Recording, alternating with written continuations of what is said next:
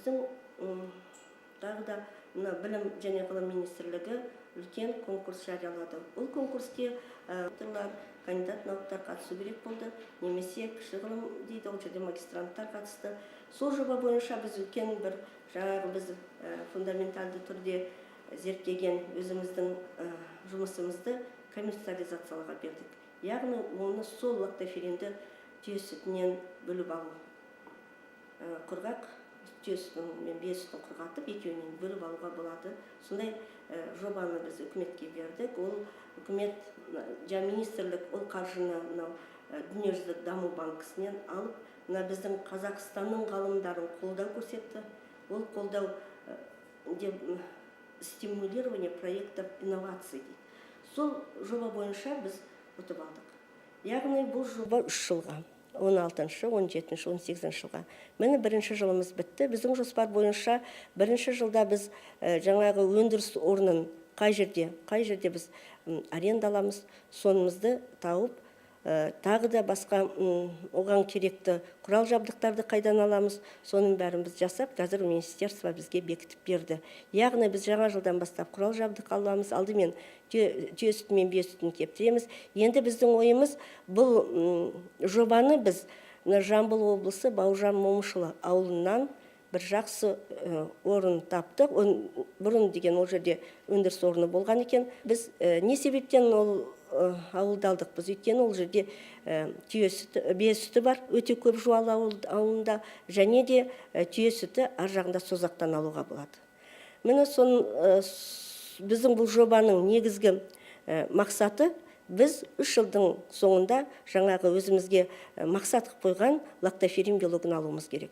Лактофериннің биологын айтады, 21 ғасырдың ең ғажап биологы дейді. Өйткені оның әртүрлі несі адамның ағзасына әсері бар. Біріншіден микробқа қарсы әсері дейді, бұрынғы зерттеген жұмыстар, вирусқа қарсы әсері, және де жаңағы канцерогенге қарсы, улы заттарға қарсы әсері дейді. Енді соңғы кезде ол белоктың жаңағы қатерлі ісік ауруына әсері. 1 грамм, енді сүттің сарысу белогында оның мөлшері әрине аз, бірақ 1 грамм белогының өзі ол өте жақсы әсер ететін. Қазір ғылыми нелерден, әдебиеттерден біз оқып түсіндік. Мысалы, бұл белокты басқа да, мысалы, сиыр сүтіне неге бөліп алуға болмайды деген сұрақ тұрса, сиыр сүтінде оның мөлшері 10 есе аз. Одан кейін бұл белокты бөліп алудың да жолдары өте қиын. Бірақ біз сол жолдардың бәрін мынау зертханалық жұмыста, зертханада біз оның бәрін жасап, одан кейін біз оның қандай сол зертханалық жұмысқа сүйеніп, қандай құрал жабдықтар жасау керек, сол құрал жабдықтарды біз заказ беріп жасатып жатырмыз қазіргі кезде. Сондықтан егер содан кейін ол жобаның талабы бойынша сіздерден кім алады бұл неңізді, жаңағы өнімді деп бізде сондай талап болды. Біз сонда шетелге қағаз жаздық, хаттар жаздық. Сонда Малайзия, Япония және де мынау Монғолия мемлекеттері өте қызығушылық білдірді осы біздің лактоферин биологын. Мысалы, Россияда сол кезде 1 грамм биологы $3000 болатын. Әрине, ол 1 литр сүттен біз көп болса 10 грамм ғана биолог аламыз жаңағы. Сондықтан, бірақ ол биологтың болашақ өмірде біздің халқымызға, елімізде, біздің елден бір тек қана ол ісік ауруына емес, жаңа айтып отырмын, барлық ауруға қолданады, бір дәріге қолданатын негізгі дәрінің жаңағы белсенді затын алуға болады деген сөз. Яғни ол біздің өзіміздің далада, егер біз салыстырмалы түрде қарасақ, біздің жерлеріміз, шөл-шөлейт жердің өзі де бай. Мынау неге егер біз салыстырсақ Африка мемлекеттерін, яғни ол жерде де өсімдіктер бар, олар қоректенетін өздерінің, мысалы, сексеуілдің өзі қандай біздің, немесе жаңа өздерінің түйенің жейтін несі шөбі бар, несі. Бірақ біздікіндей құнарлы емес. Құнарлы емес ол жақта. Құнарлы емес, сондықтан біздің Қазақстанның бір жағына қызығушылық, бізде 2 түрлі түйе бар бізде. Қос өркешті бактериян және жалғыз өркешті дромедар, немесе жаңағы аруана дейміз, түркіменнің тұқымы, Түркмениядан келген. Солардың құрамын біз салыстырмалы зерттедік. Өте жаңағы лактофериннің мөлшері, мына дромедар аруананың сүтінің үстінде көп екен. Ол Қазақстанда бар. Қазақстанда бар. Мысалы біздің мынау Алматы облысында да бар, Дәулетбекетте 5000 түйесі бар. Енді Алматы облысына біз неге жаңағы аренда алмадық, өйткені бұл жақта өте қымбат аренда. Оның кейін 3 жылдан кейін біз басқа жаққа өзіміздің өндірісімізді жаңағы жалғастыруымыз керек. Бұл жоба бойынша біз ары қарата мына стартап проект дейді, жаңадан ашылған, біз сол өзіміздің ТО-ны ары қарата жұмыс орнын ашып, бұны ары қарата жалғастырып, яғни біз соңғы өзіміздің мақсатымызға жетіп, ары қарата оны кеңейтуіміз керек. Оны одан кейін ол қатты заттан бірден неге бұғайланып кетеді да, жаңа құрғақ заты қалады, суы қатып бұғайланып кетеді. Оны сублимационный сушка дейді, ол өте, оны кезінде тек қана медицинада, ветеринарияда қолданған. Оны мысалы біздің вакциналарымыз бар ғой, антибиотиктеріміз бар, олардың бәрі тірі организмдер ғой, микроорганизмдер. Олардың бәрі тірі болу үшін жаңа сублимационный сушкамен кептірген. Енді біз қазір соны тағам өнеркәсібінде көп қолданып жатыр. Дүние жүзінде қазір мысалы Америкада бәрін, көкөністің бәрін солай кептіреді.